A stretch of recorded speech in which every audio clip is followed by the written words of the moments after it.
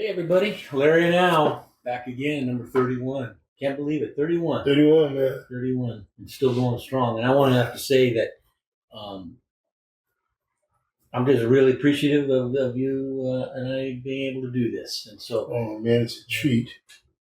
It really is. Let me ask you a question, Larry. How, in your mind, going through this process, what do you think of the process that we've been going through?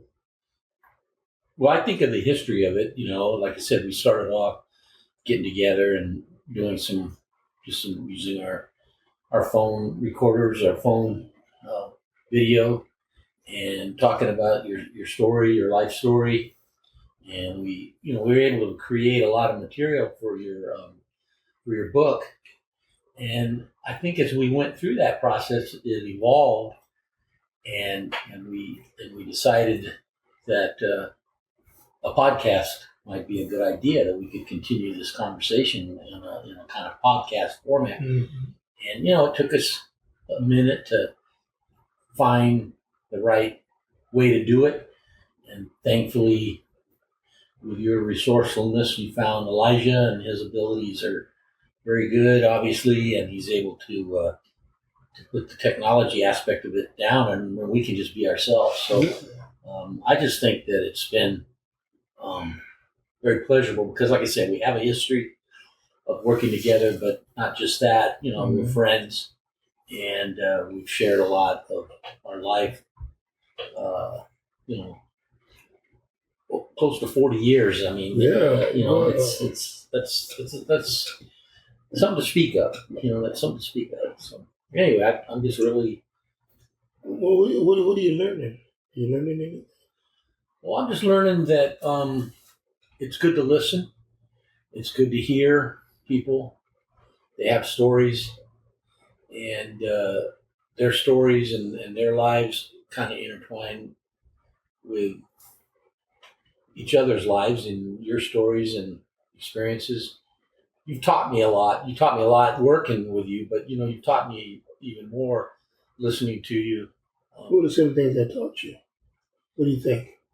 Just the human condition, and the fact that because you're black doesn't mean that that you're different in your feelings and things that you cherish and value in your life are very similar to the things that I cherish and value in my life. And I think that's where, we find similarities, and our lives overlap with one another. And, like I say, we've worked hard together. We've had our ups, we've had our downs, we've had our agreements and disagreements, but we always kind of find the common ground. And I guess it's a matter of respect for one another that we continue this journey even into our later years. And I think that's what's it stands out. It stands out to me. So. Yeah, I agree. Because this, I can't do this with just anybody. Mm-hmm. People don't, the thing that's important is that I'm not trying to make a bold statement about, this, that, or the other. I'm just saying we're searching for truth, and some of the things that happen in life. These are the truthful things that happen. And people don't want to pay attention to it.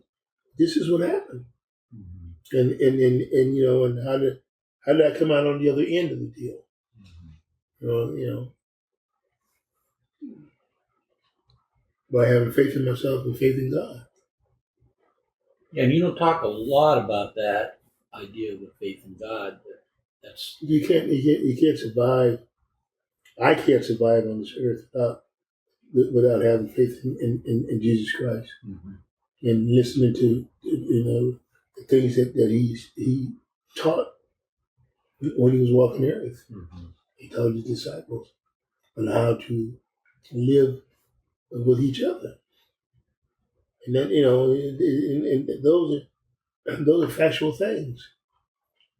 Do you think that message resonates with people? Well, people that want that are true believers and want to help and help one another. That's the important thing. Do you believe and are you willing to help one another? Like I told you, I was 4 years old. My mother told me I was a prince in this world. There was nothing I couldn't do, and my responsibility in life was to help those who were less fortunate than me. And the thing about it, being 4 years old, you hear that. I was going to say, how old were you when that I was 4 years old. Mm-hmm. I was in preschool. Mm-hmm. Okay. And do you think that resonated with you then? Do you think I've tried to. I've been able to. When you think about living a good life, I think I've been blessed to been able to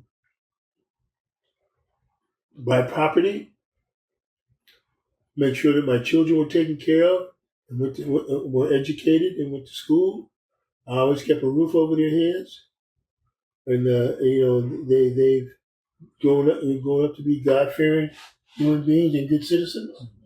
Okay. And they've had their ups and they've had their downs, but they've been able to go forward.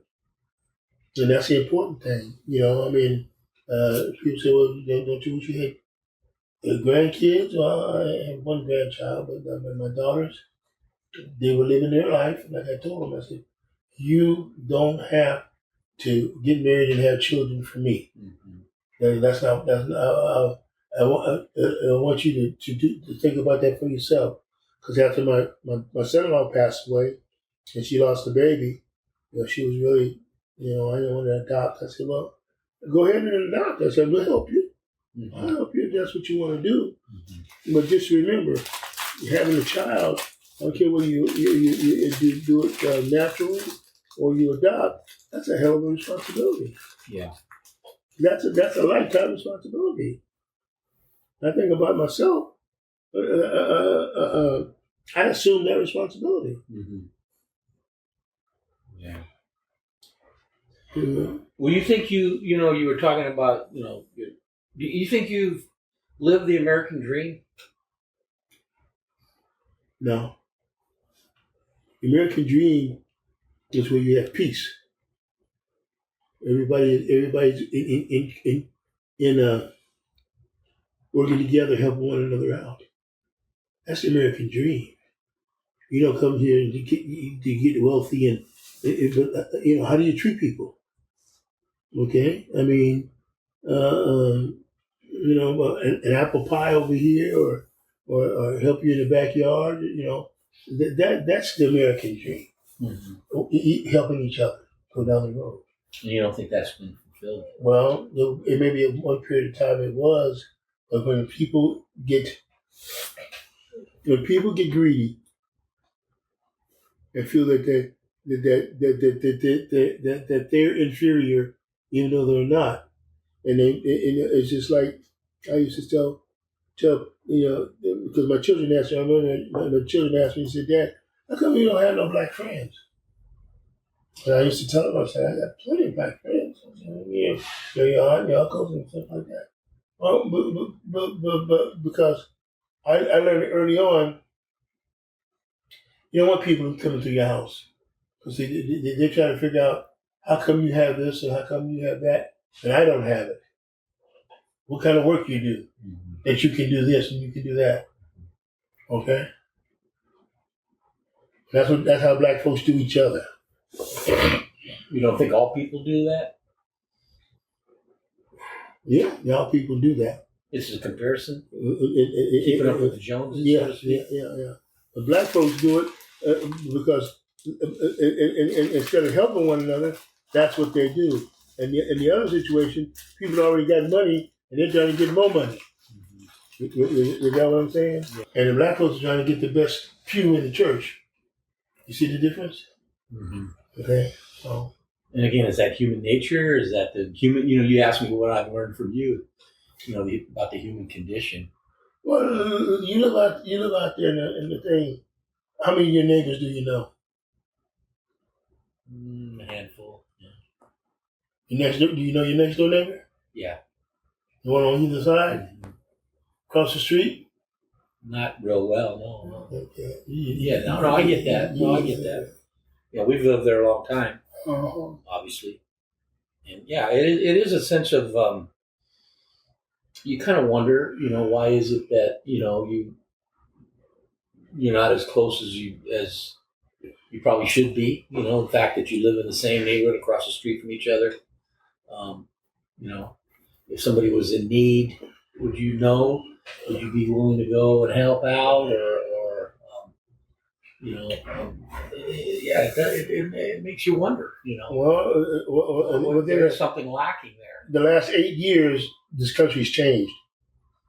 And how has it changed? Donald Trump. But I mean, Donald Trump. What's different about it? Think about it. What was it like before Donald Trump came down the escalator? Well, I guess that I kind of think that he was a catalyst. He was a catalyst of what people were trying to do. What was it called before? What was that with Palin? What was the name of that group they were calling themselves? Jim Jordan and all those guys that came in, Ted Cruz. What was the word that they were? I'm not sure. I mean, I know there's a certain like-mindedness to it. They had a name for them. The Freedom, not the Freedom. No, that's the other name. Caucus. They came in. They wanted to change everything around. Well, you said Donald Trump. 8 years coming down the escalator. Yeah, but see what he did was he was smart enough to know where to go and how to get things done and how to attack it, so that he became the leader. Well, right. He Tea Party. That's it. Tea Party, right? Yeah. Okay. Yeah. And the "Don't Tread on Me" and all that kind of stuff. Yeah. Yeah. But what I remember. That when he came on the scene, and I know when I was in the classroom and we would talk about this with the students, and I would say, "Don't worry, the guy's not going to last. He's going to be gone." And one by one, he knocked off. We were talking about that the other day. There might have been 15 potential Republican nominees, and he one by one knocked them out. And he bullied them. Yeah, and so what it was is that. He was the catalyst. He was the lightning rod for the dissension that I didn't know existed. I was oblivious to it. There was a lot of dissension. This so-called MAGA core that was rumbling underneath, but didn't really have a voice. And then he became their voice, and that's what's carried. And it's amazing that he is their standard bearer. For the last 8, well, actually longer than that. It's probably more like 10 years. And what he did was, it was a symbiotic relationship. He gave them what they wanted, and he got what he wanted. Yeah. Okay. Yeah. He gave them what they wanted. And see, what you don't realize is that he made money off the United States.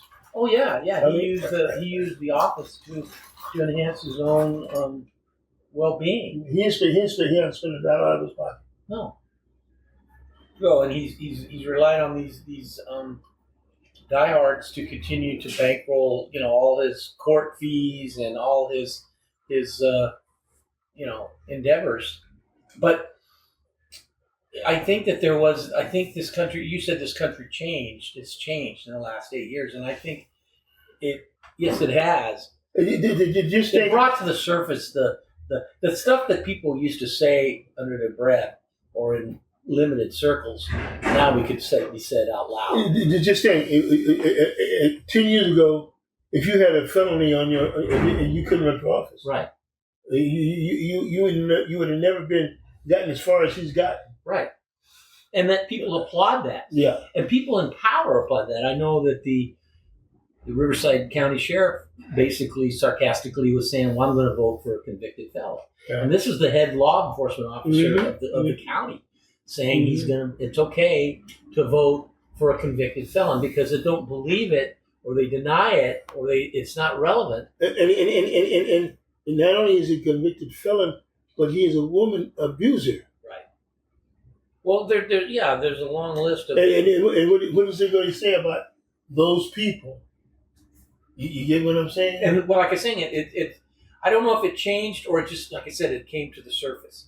The covers were pulled back, Yeah. and the ugliness, the wounds, or whatever it is you want to call it, they were able to be revealed. Yeah. And that's what these people are saying out loud was what they used to say quietly. Okay, so think about this. When Kamala Harris said she's running, guess what started to happen? All the covers are starting to come down. Yeah. All the closets are being pulled open, and he has nowhere to turn. I mean, he's talking the same talk that he's been talking. Right. But it ain't. His playbook hasn't changed. No, his script has no. not changed No. one iota.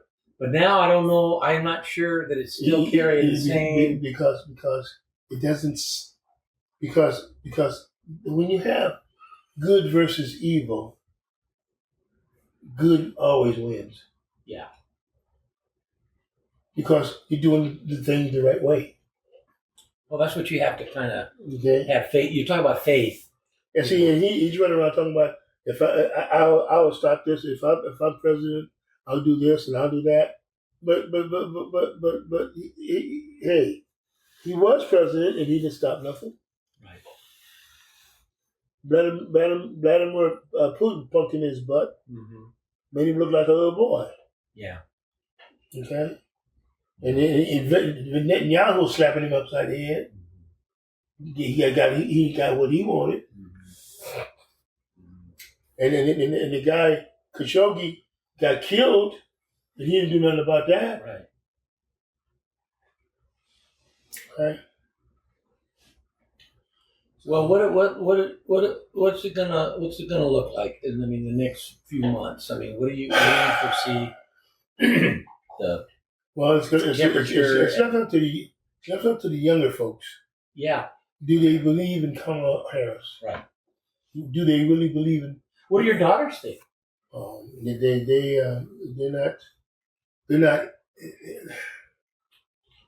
Terry used to think that Trump's lump, okay? But they have, like I explained to them, you haven't seen the world the way they want. They're viewing it the way they want to have it. Okay, what they want to go back to is they want to go back to where you as a black woman will have no rights. Do they see that? No, they don't. They don't get it. They don't get it. And Kamala Harris has to win in order for us to stay alive one more cycle. Yeah. Because she is a tough human being. And she taking no crap. Nobody. Or she's put Donald Trump in his spot. He don't know what to do. Yeah. I would agree with that. Okay. He wants to call her names and all this kind of stuff, and she's not even paying attention to him. No. Okay. Which just, I'm sure, aggravates. Oh, because he's a man. He's not taking. Okay, he's a man, and he's got all them other men cowering down, afraid to say a word. Okay, and he fosters the kind of men that he is. Okay, all the men like him that don't stand up and got nothing to fight for. And think about this: how does he? His wife doesn't even want to have nothing to do with him. Okay, she knows him better than anybody else. And then how do these other women have anything to do with him? Do they think that he's a bona fide strong man? Was that part of it too? Is that people look to him because they think he was a macho guy the way he talks to people. That's bullshit. You don't talk to people like that. Larry, if I talk to you like that, what would you say? What would you tell me? Go to hell. That's what you tell me. Yeah.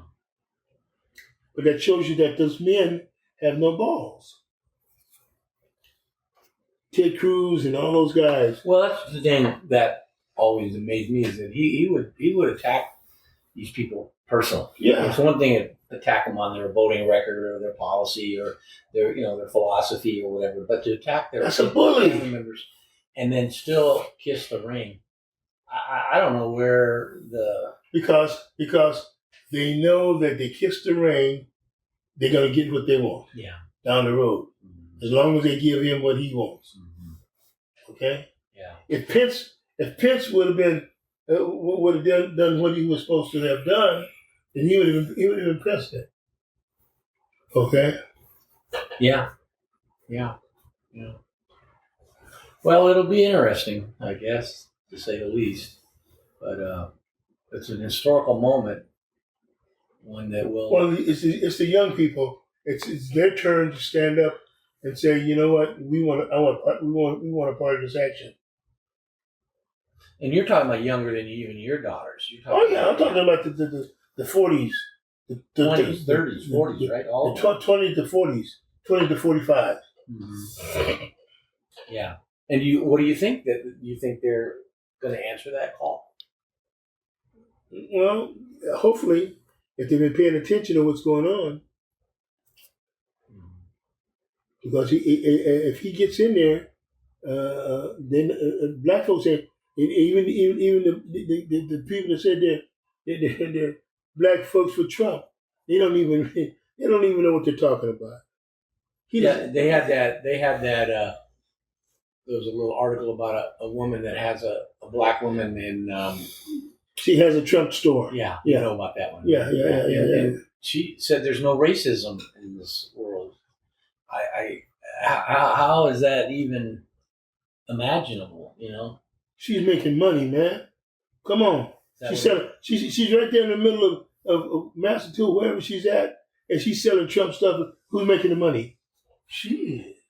Of course, there's no racism because she's selling racism. Yeah. Okay. Yeah. I find it really interesting. And Tim Scott talking about the black, he set up the black enterprise system. Of course he did. Okay, here's the black community, but what's next to the black community? The white community that's taking advantage of what you go in and buy the old properties. What's that called? Gentrification. Oh yeah, gentrification. Yeah, hell yeah. The white folks to say thank you. Mm-hmm. Oh man, these guys are so. But see, that's where your 80 years of experience on this earth has taught you. And I'm paying attention. You say that, I pay attention. You pay attention to a huckster. You pay attention to a huckster. Okay.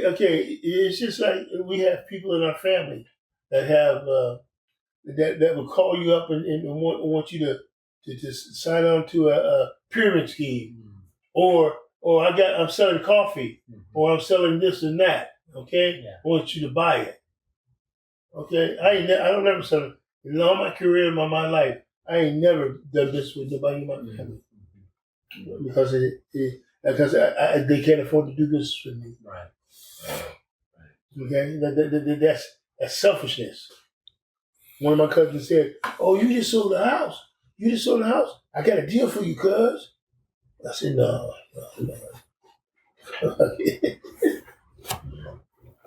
Oh boy. Well, this has been good. Well, let's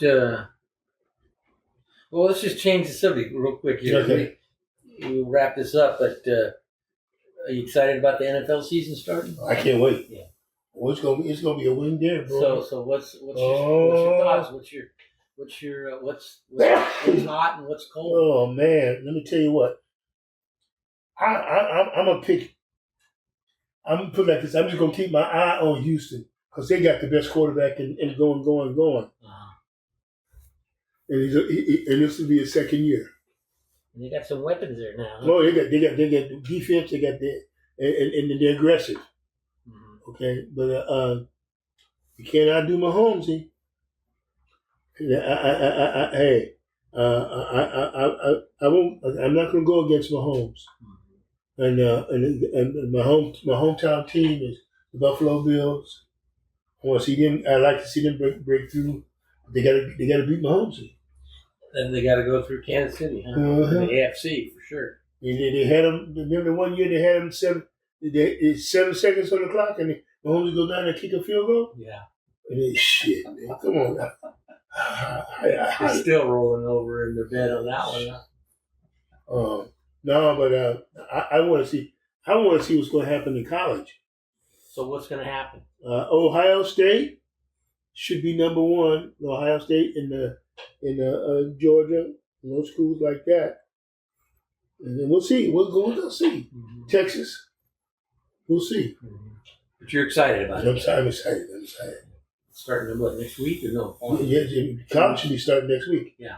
Well, next time we'll have a chance to talk about that, and okay. We may have some more things that are happening politically. But right now, I think we've covered a lot in the last. Well, Larry, I appreciate you coming on up, bringing me some tacos and burritos, and we got some good information, got some good content. And I want to thank Elijah again for all of his help. Oh man, and without him, we're not existent. And we'll just continue. Okay. Appreciative of what he's done. Oh man, he's done a great job. Yeah. I mean, shit. Who kept on asking who we gonna get, and then we found him, and guess what happens? He's been sticking with us. Sticking with the old farts. Couple of the old farts. Yep, definitely. All right. Well, anyway. Okay. Peace out, my brother. Peace out. Take care. Those of you that are out there listening, subscribe to our page so that you can get the notifications of when we're going to record again.